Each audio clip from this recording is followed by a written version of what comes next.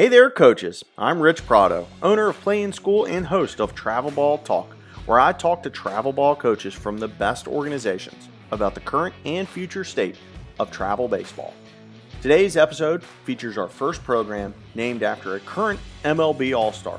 Sean Danielson is the owner of Hunter Pence Baseball Academy in Cypress, Texas.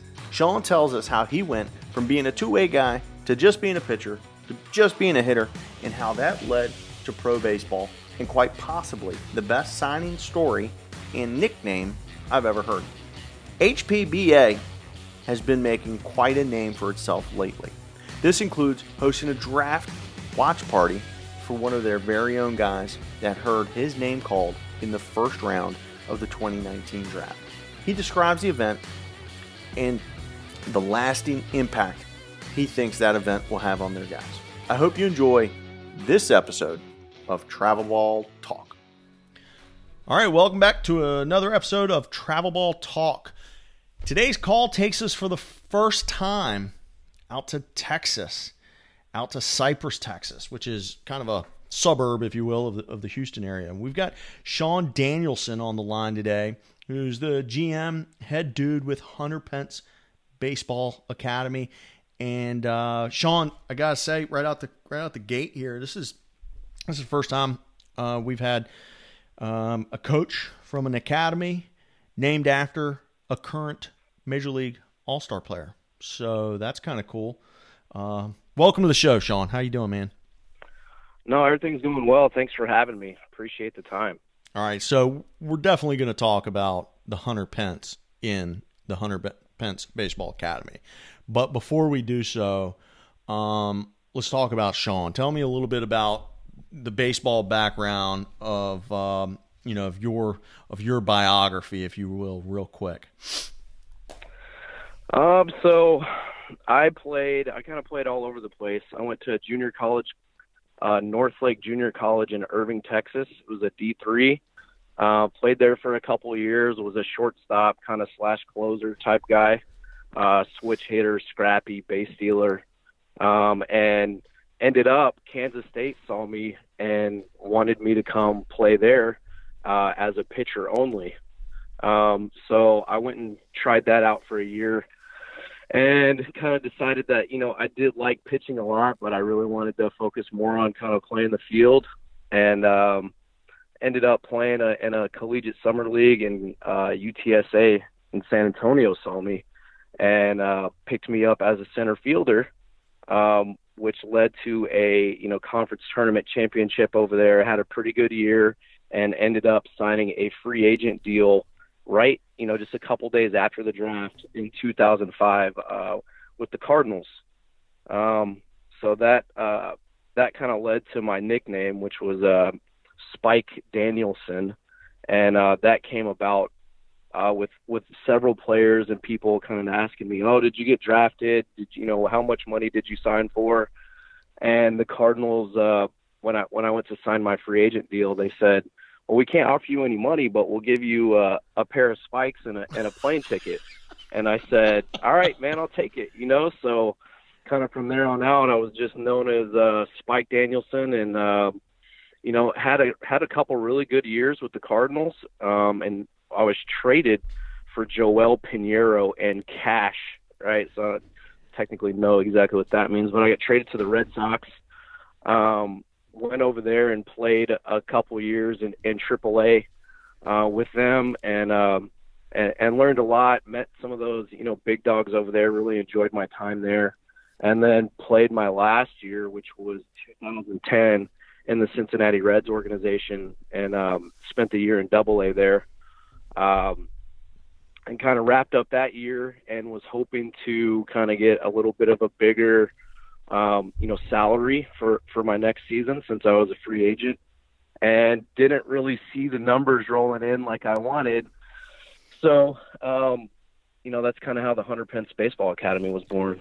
Well, we're going to get to that, but first of all, that's maybe the best story that's been told on Travel Ball Talk. Is the story of your nickname. That is classic. And then you fast forward, a guy that signs for a pair of spikes ends up basically, one maybe turned ankle from the big leagues. Somebody up in the big leagues catching a cold, and you could have gotten a phone call. So not bad playing double and triple A as a guy that signed for a pair of shoes. Incredible. Well done. Now let me ask you to go back a little further. Did you know you were a better hitter than you were a pitcher, or was there some development that took place after that when you made the transition away from pitching? It was just it was strange. I was always typically on the teams that I played on. I was always, if not our top pitcher, like maybe our second, and then I was always our leadoff hitter / shortstop. So I didn't really have to pick or choose what role I wanted to do until I went to Kansas State. Yeah. And when I got there, I had kind of planned on, well, they'll see how good I am in the field, and they won't have a choice but to kind of let you present an opportunity. Yeah.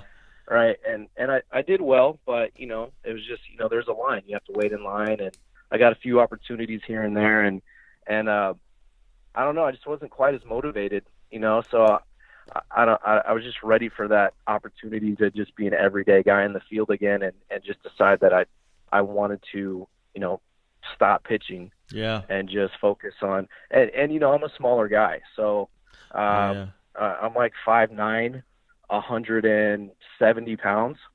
So how far could pitching really take me? For some guys, they have that ability, they have that rubber arm. And that was probably one of my strongest tools was my arm. There had been times I would sit in the 90s, low 90s when I was at Kansas State.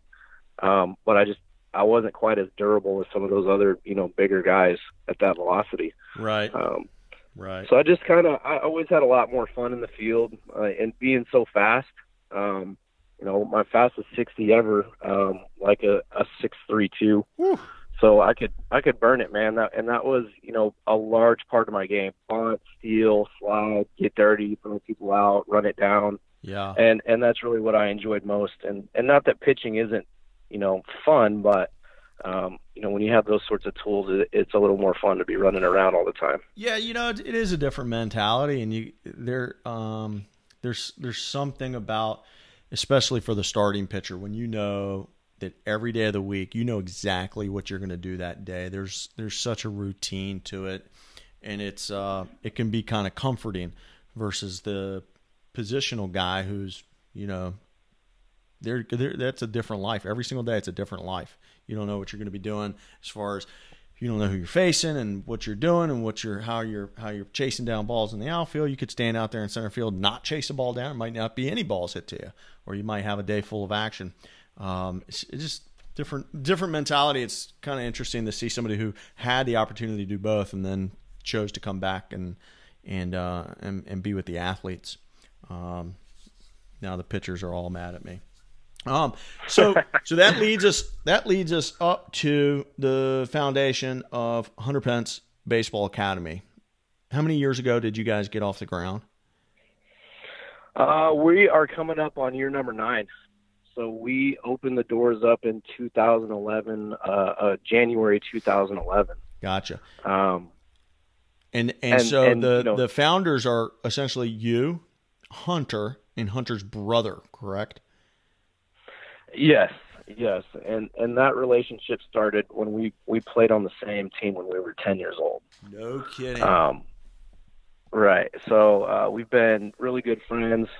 We hadn't always been in contact throughout all those youth years, but we definitely always played against each other if we weren't on the same team. Mm-hmm. We played against each other in high school, and we really just kind of reconnected when I got to pro ball.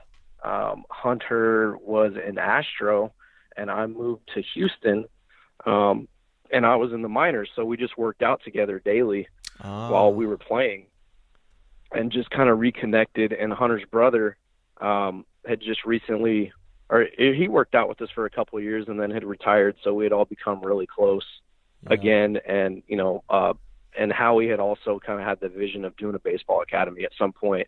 So after that last year, we were trying to decide what to name it, and Hunter said, "Hey man, I'm an Astro right now, and I think it'd get you guys some business. Just call it Hunter Pence Baseball Academy." So that's what we did, and it's kind of flourished into what it is now. And he's been just great. Coming last off season, he was here a lot, just working on his game and hitting and having a workout routine. And it kind of comes a little bit earlier during the day, so there's not a lot of distractions, but does get to hang out with the kids a little bit and help him out and get his work done. So it's been a great partnership. Now, I would imagine putting a name like Hunter Pence on the on the front door is, just like he said, is kind of a nice way to hit the ground running. Has it ever been a detriment? Has it ever been a negative in any way to have his name? Like maybe the teams y'all play for or play against, do they not? I don't even know. Like, do they? Is there any way that name has held y'all back in some fashion? We see everybody's best pitcher. I know that. I gotcha. Typically, I mean, not all of our teams are incredibly strong, but at the same time, it does bring some notoriety. No, it really hasn't held us back in any way. It's been great. Everybody, who knows the game really likes the way Hunter handles his business.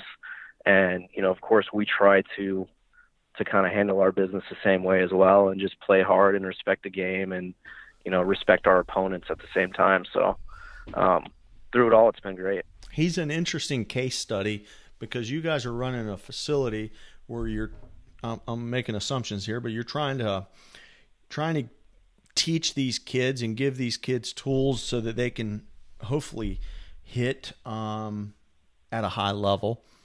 But if you try to teach the average kid to swing the bat like Hunter does, I don't think that works out. He's that gifted of an athlete, and his hand-eye coordination has got to be one of the top in baseball. So it's kind of I could see some confusion in there if a youngster comes in and sees Hunter, swinging the bat in his unorthodox style, and then they get in the cage with an instructor who's teaching more of the traditional swing. That's got to be kind of funny. It's definitely funny for sure, but at the same time, it just really, what we preach around the academy is we don't cookie cut anyone's swing. The idea is just to be comfortable in the box and prepared to hit. And a lot of that's the rhythm and timing. And then the other thing we push is just how to stay through the baseball. So, and we use Hunter a lot, because he, when he's hot and the rhythm is perfect, Yeah. and his swing at times it's been criticized and things of that nature. But I mean, the guy, like you said, he's got incredible hand-eye coordination, and he finds a way to get it done. Even, and he has a T-spine issue, which nobody really knows about, where he's got some fused bones or in the neck area that just really does not allow him to move as freely as,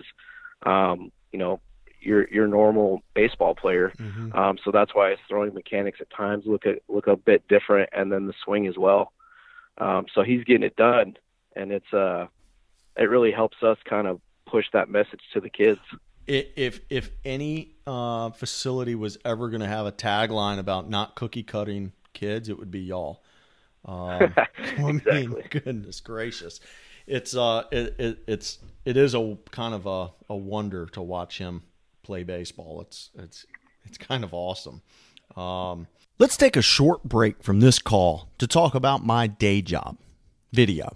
In 2019, if you aren't leveraging film to market your guys, you are doing them a disservice. So where do I come in? Well, filming one guy on your iPhone and texting it to coaches or posting it to Twitter is easy. But filming 25, 50, 100, or 200 is really hard. And that's why you haven't done it already. That's why smart coaches partner with Play in School. We do all the work. We come to you.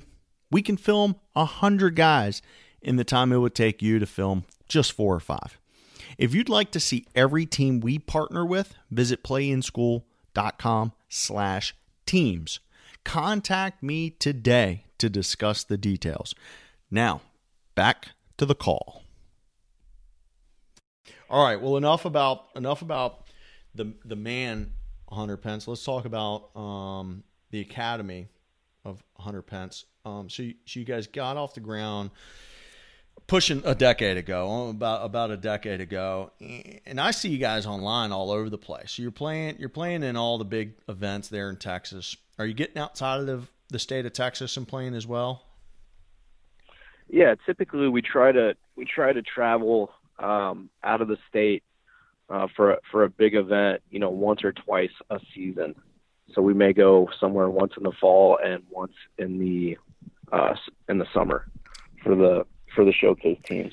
Now, are you guys heading east or heading west? Are you guys going to like a Georgia or Florida, or are you guys going to like an Arizona or California when you head out of state? We do both. It just kind of depends on, we try to reach out and talk to some coaches and kind of see who's going to be where as early as we can. And then we've like this summer, for instance, we sent I think 5 teams to Georgia and 3 teams to Arizona to play in a couple different tournaments, and just based on kind of where we feel like they're going to get the most exposure. Nice. Now, so obviously I'm a film guy, and I preach the importance of it on a daily basis, but I know that you guys are able to handle that in-house. Can you kind of, talk about how y'all use film and the value it's brought for you guys from a marketing standpoint? Definitely.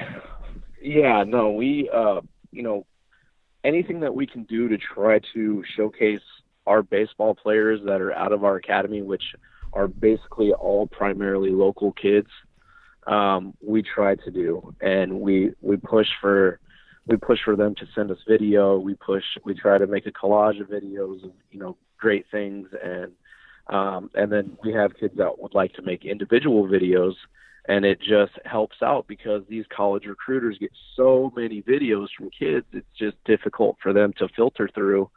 And with the editing skills now, there are, you can make yourself look like a superstar, at times. So just us being able to validate kind of what coaches want to see and how they want to see it through a video, and just creates a good relationship. It shows people, that we're reputable. We're not trying to, fake anybody out. We truly want to put these kids where they're, where it seems best fit. Not, that's what we tell kids all the time. You have to go, we want to put you where they want you the most, not where you want to go. And if it just happens to work out that way, great, but that's rare. But, the video has just been, we're in a different age where it's videos, measurables, the technology's insane. So it's really helped. Coaches love seeing that sort of stuff. And it's helped us a lot get kids opportunities. Cool. You're preaching to the choir on that one, obviously. That's what I'm doing on a day-to-day basis. For me, it's just about trying to increase the efficiency of the communication that the travel guy or high school guy is already having. He's already having the conversation. Let's just increase the efficiency of that conversation. That's sort of the easiest way I sum up, why include film. Anywho, let's I don't spend a lot of time talking about specific players from the organizations that we have on Travel Ball Talk. But in this case, I want to bring up one guy. We spoke about him before we hit record because it's a unique scenario, and this isn't about just pumping him up, but I want to hear about kind of the impact this kid had on the organization and sort of the periphery of the excitement of this event. So JJ Goss played for you guys. He's a local kid, Cypress, Texas. He ends up going 36th overall in the Major League Draft about 1 month ago. We're recording this in July of 2019, and he went 36th just last month in June. First rounder, or compensation of the first round. Talk to me about the sort of the lead up to that, and what that day felt like as an academy, and do you think that's going to have any sort of lasting impact beyond June of 2019? So that day was incredibly exciting for us. Just because we are a pretty tight-knit group of coaches and a staff.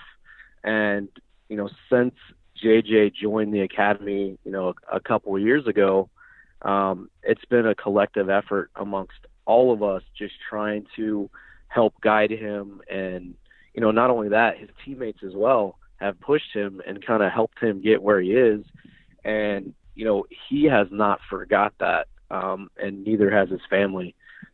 We had a party at the academy, a watch party to kind of celebrate with him, with, most of his high school teammates, his HP teammates, and all of our staff and his family and everything. And, that day I was just so excited for him, and, I could feel the appreciation coming back from him and his family on the other side. So it just really made it that much more worth it, to share that time together. And his family and him were at the academy with you guys for the watch party?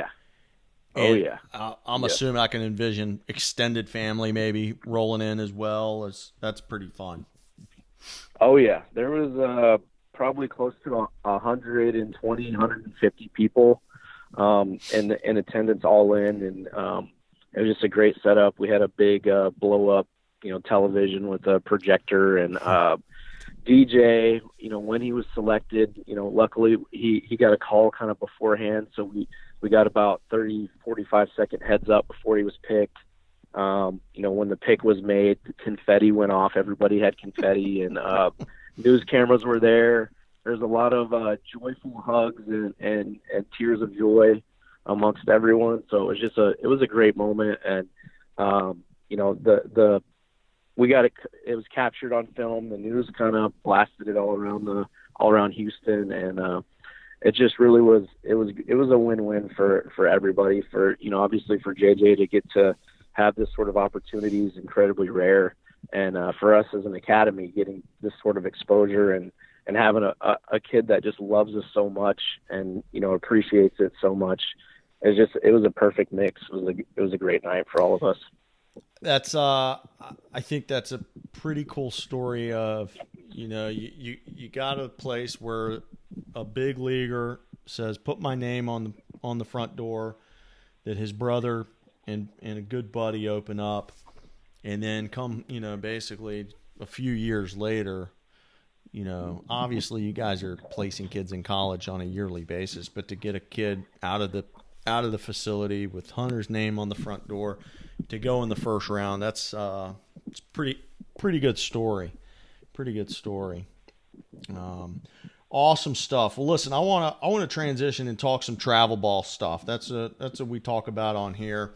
The first thing, we talked about this before we hit record, and when I was asking you about different topics, something that came you mentioned was about the you said, I'm quoting, players figuring out what they are. And I think I knew what you meant immediately. But let's talk about that. What did you mean when you were talking about figuring out what they are? What do they need to figure out? Obviously, baseball is a game of just pure joy, and it's so fun to play. And when you get to a certain point, if you truly want to make it to the next level, it's extremely rare that you get to play, whatever you want.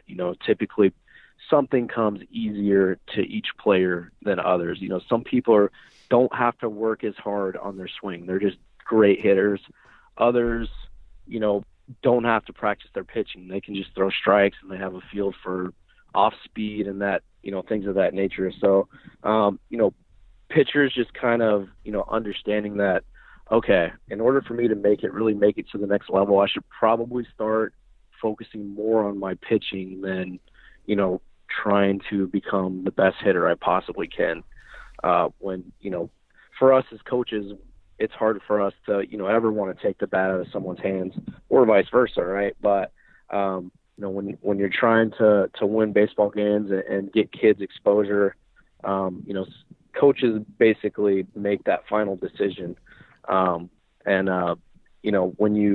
Sometimes when you're letting those pitchers get at bats, they're taking reps from guys that are trying to, get a scholarship as a position player. Mm-hmm. Right. And same thing goes for when you throw those pitchers on the mound who really aren't pitchers. They're getting exposure on the mound that, someone else probably could benefit from.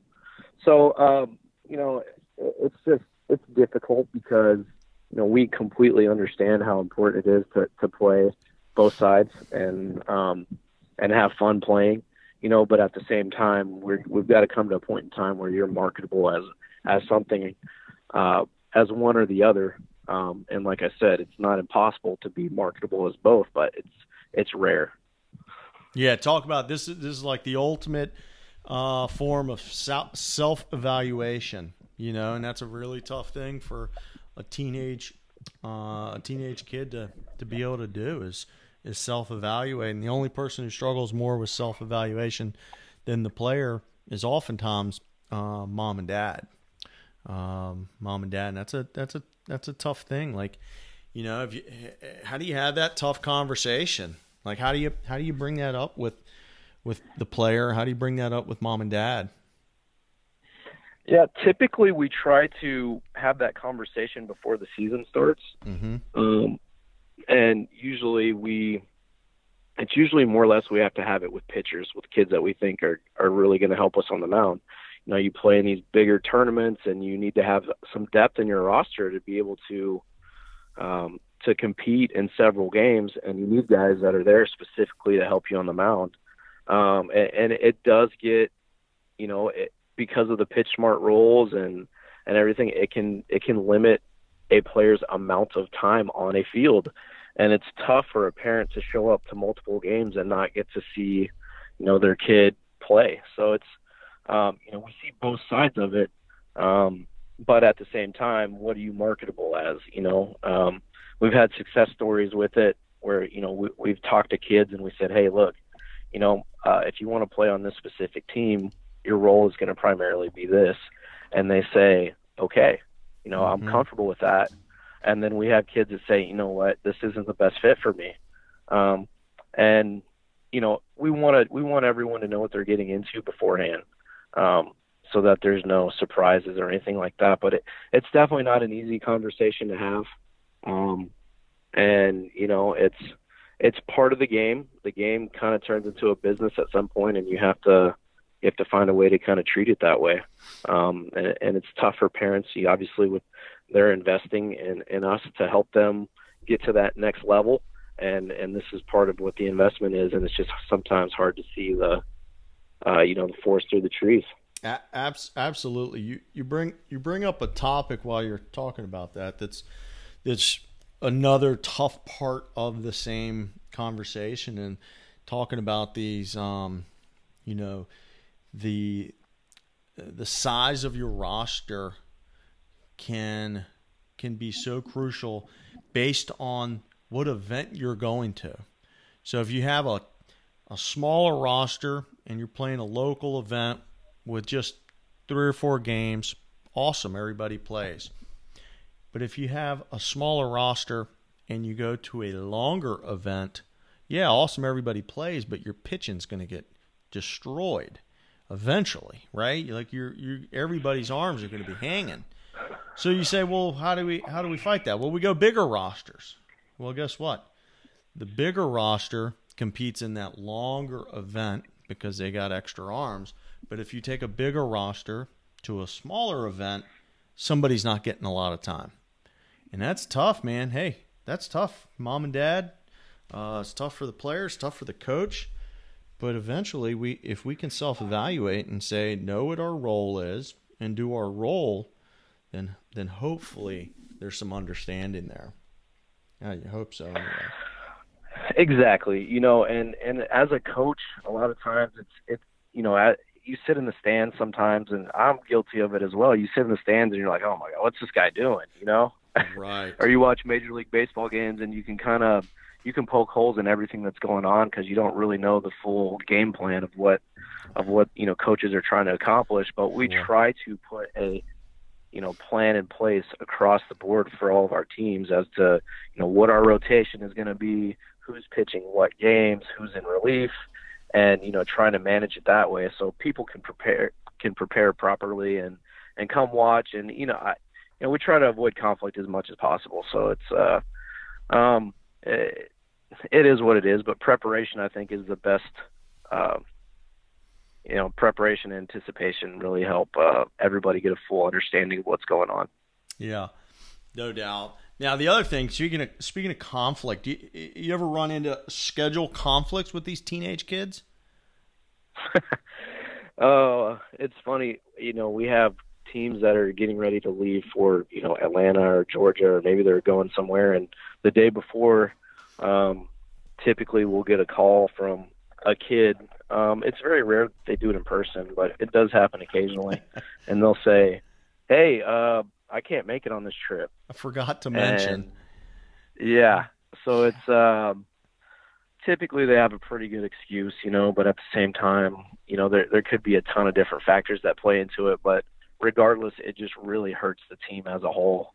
But, these kids are young, and you just never know what you're going to get. So that's when it comes in handy to have a little bit of a deeper roster. No doubt. See, exactly right. It's I feel for you coaches who are riding the line and trying to get that perfect size so that you can be competitive, but you can also handle the playing time and showcasing the players in front of the coaches, and giving everybody the time. But man, it's that moment when two kids suddenly can't show up and everybody's kind of hung out to dry. Now you're short arms. You get kids playing out of position, which can hurt everybody. It can actually literally put people in physical harm.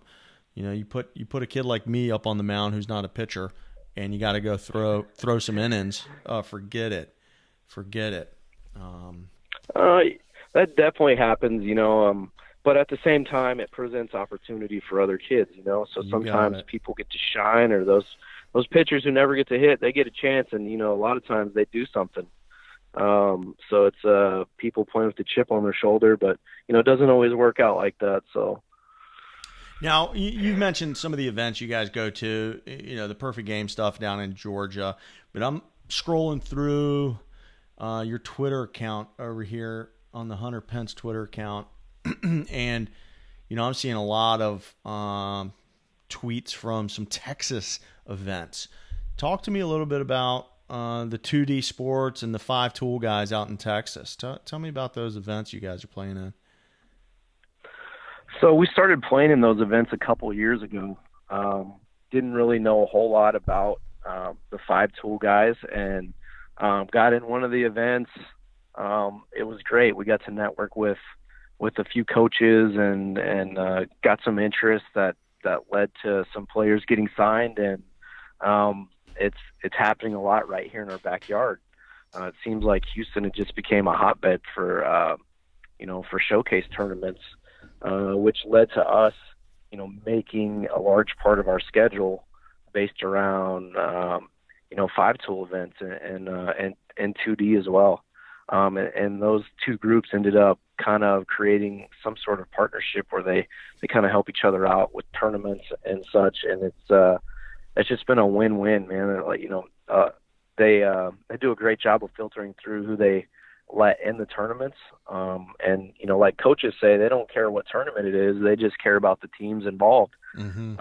So when you can line up a tournament with several solid teams, you get a lot of recruiters out, watching. So it's been really great. We don't have to go too far to be seen. That brings up an interesting topic. It's awesome to go play in an event that's 1,000 or 2,000 miles away, and that's fun and everything. But the reality is most kids end up going to school within a few hours drive of their home, right? So why should a bunch of kids from Cypress, Texas, spend every single weekend playing 1,000 miles away? Well, why not just play right there at home, and where these colleges are going to be able to drive in? And let me tell you, there's no lack of baseball in the Houston area. There's more baseball in Houston than most towns. So that's great on y'all to be able to play pretty high level competition right in your backyard, and put on by organizations who are doing a pretty good job. I don't know a lot about 5-tool, but I know the 2D guys have blown up in the last few years. I think that's Ross Blankenship out of Louisiana, if I'm not mistaken. I'm sure somebody will correct me if Ross is listening. What's up, Ross? Ross is a great guy. So, nice to see those organizations growing and given some different opportunities to play in. Cool stuff. Glad to hear those have been pretty beneficial for y'all. Well, let's keep talking some travel ball. I always ask the guests on here to kind of give me what they think is the good, the bad, and the ugly about the current state of travel baseball. Not necessarily a time to rip on travel baseball. I think we all recognize there's a lot of good, and sometimes we see opportunities for improvement. What do you see out there? You can touch on both. Touch on what you love and touch on maybe things you'd like to see improved. I just think that travel ball is slightly becoming watered down. There is a lot of teams out there, and really it just it's coaching that it comes down to. It's so hard to find really good coaching and organizations that practice a couple times a week and work on the little things that you need to work on to really help these kids at the next level and create some true development and approach and things of that nature. You go out and play these a lot of teams and you see that they don't really do that. I think they just get together and play baseball, and you see some very talented players that could really go much further if they had some really true guidance and leadership. And that's not in every case. I see that occasionally. But that's one thing that I would love to see improved is the quality of coaching and teams in general, that are out there. Things that I love is just, social media is just really, really allowing us to put several kids out there, on a regular basis, and coaches, they love it. They get a chance to, they see a tweet or they see a post on, Instagram and you get a text, hey, what's up with this guy? I'd like to know more. And just being able to let that kid know, like, hey, I heard from this coach, they're excited, they want to see you a little more. That makes it all worth it, because there are times where coaching baseball, it's difficult. You kind of find yourself going, man, this is tough today, but seeing the joy that these kids get and just seeing that they've got a sniff or going to the kids signing day and taking a picture with them and showing the support with them, those sorts of things make it just all worthwhile. And at the same time, you see the younger kids looking up to these guys, and it's their hero, and they learn how to put in that hard work and kind of what it takes at an early age, and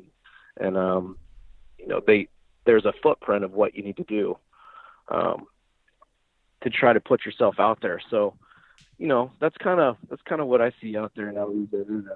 And the good, the bad, and the ugly is definitely out there.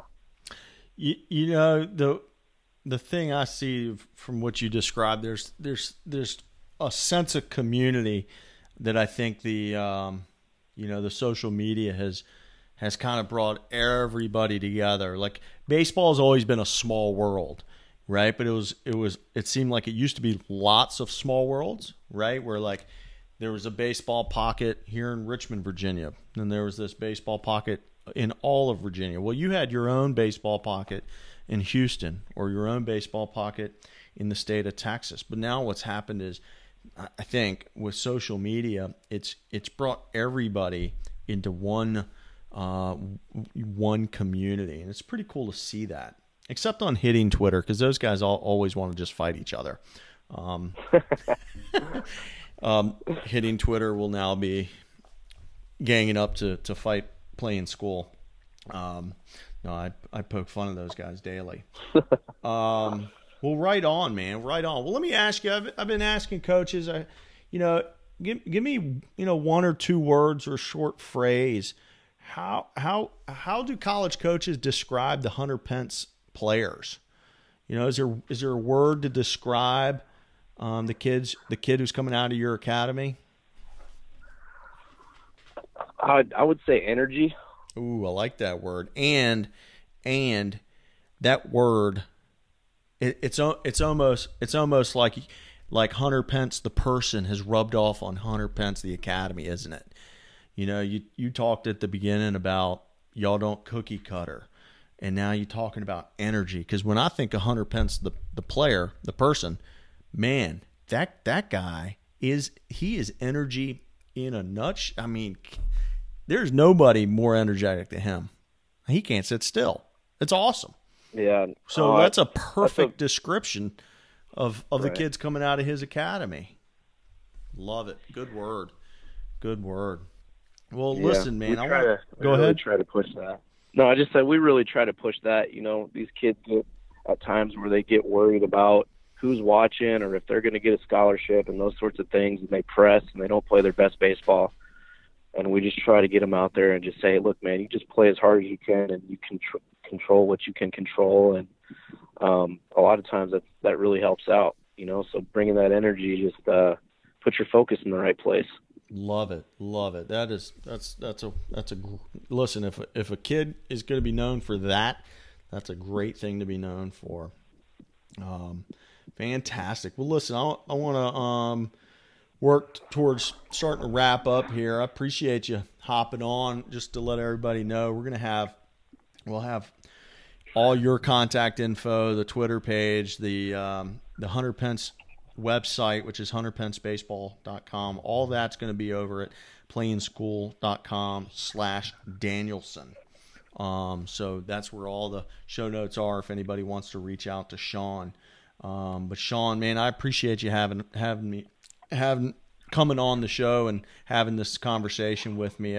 Is there any kind of parting words? Anything that you want to share about your players or the Hunter Pence Baseball Academy that we haven't talked about?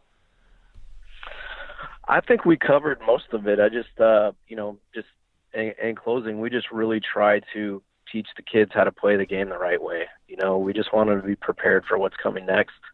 And, we want their future coaches to be impressed with them when they get there. And we also want them to understand that not every coach is going to love them, but they have to learn how to, respect those guys and earn their playing time with their teammates and really just prepare them for what's coming next. Because it's very hard. It's not easy at that next level. And, when you start every game on your summer team and you show up to college and you're on the bench, it's a reality check, and this game is so mental. They have to be consistent with their mental approach across the board to be prepared. So, that's really our message to all of our kids. And, we really try to, put it in perspective for them. No doubt this game is hard. You might be a kid who runs a 6'3", who used to pitch at a high level, who then goes on to sign professional baseball contract for a pair of shoes. Great story, man. Yeah. Spike Danielson. You go Spike or Spike? Spike, Spiky. Spike. I've been called Bat Boy. I mean, you name it, man. I've been across the board. It's been a heck of a ride, man. Love it. And you got almost to the pinnacle for a kid who literally a pair of spikes and a plane ticket. That's awesome stuff. Very impressive, and I think that's a pretty good example to set for a bunch of kids who want to play with energy out of Cypress, Texas. Sean, I appreciate you coming on, man. We'll talk to you soon, okay? All right, thanks for having me. You got it. Bye. I'm having so much fun bringing these shows to you each week. If you'd like to recommend a coach for the show, please don't hesitate to shoot me a note at rich@playinschool.com or DM me on Twitter @playinschool. Again, my name is Rich Prado. I'm the founder of Play in School. My goal is to continue to create products and services that add value to you, the travel ball coaches, your players, and their parents. Visit playinschool.com to see some of the ways we're doing that. Or better yet, let's set up a call. Until next time, thank you for listening to Travel Ball Talk.